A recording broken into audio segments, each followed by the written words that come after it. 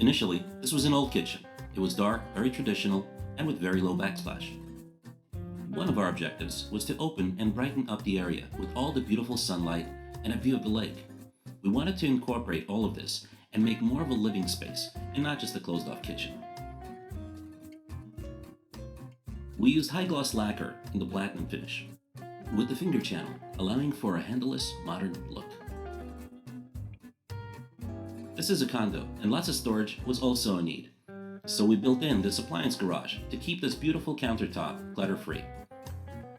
Part of the objective was to have some open cabinetry and some shelves to showcase some things.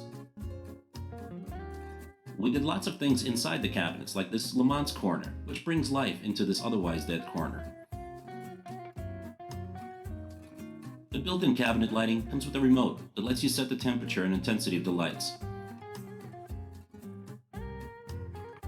This is another great kitchen brought to life by German Kitchen Center.